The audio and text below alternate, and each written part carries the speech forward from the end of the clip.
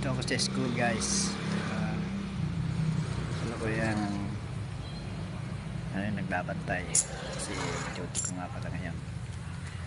Pero ito, as usual, para lang din ako nagtatambay kasi nga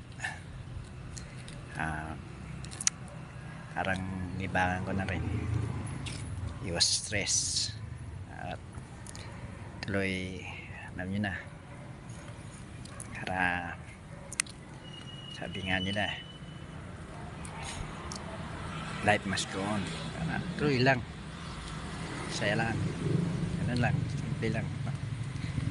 Kaya guys, ito nga pala yung school na binabantayan ko. Ito po siya. So ako po yung guard dito ngayon, naka-duty. Yan po. Ayan, tingnan nyo guys, habang hawak ko itong cellphone ko at nagbibideo.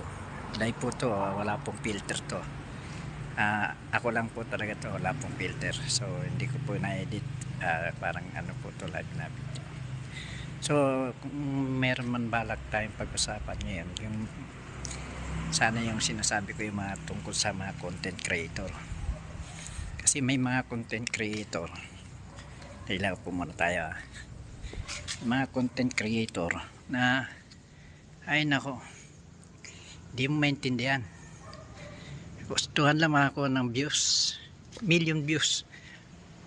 Ako parang hindi ko naman kailangan na mag content or ano, kasi parang sabi ko nga, libangan ko lang.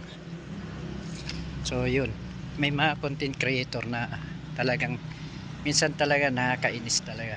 Bakit ka mo? Lalo na sa mga kababayan, particular sila, dahil ay talaga sa dami na napapanood sa YouTube, TikTok, Facebook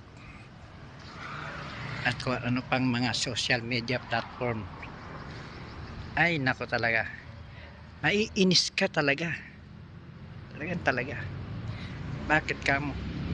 Ay nako, kakaunting barya lang yan, kunting barya lang yung kan kikitain lang kung sakali, pero ang laking kahihiyan din nun para sa pamilya nila. Bakit ka mo? Kasi yung ginagawa nila na yun, sa totoo lang, hindi naman talaga nakakaaliw eh. Minsan nga, yun yung nagtutulak dun sa mga lalaki, particular din sa mga lalaki na parang ang tinitignan lang sa Facebook. Alam niyo ba yung mga tinitignan lang yung lalaki doon? Mali pala, sandi. Pero kahit pa paano ayos natin yung post ko para maging maganda yung post ko. Yan. Yung mga pwede nilang masilip, okay, sabihin ko naman ipokrito ako. Hindi ako amin na may bagay din na parang gusto makita ng lalaki, pero sa isang banda, kung matino ka, kukontra yung isip mo eh. Maglalaban yung isip mo at saka yung prinsipyo. So sa akin lumalaban yung isip ko kasi parang hindi rin naman maganda sa isang banda na pag nasaan ng bawat babae, di ba? Di ba, hindi rin maganda yun. Para sa akin naman kasi dapat igalang na sila eh, mahal, diba? Hindi dapat mga parang nababastos. Pero minsan, ay naku, kasalanan naman nila, kasalanan din naman nila kung bakit sila nababastos. Bakit kailangan ba nilang gawin yung mga ganung bagay?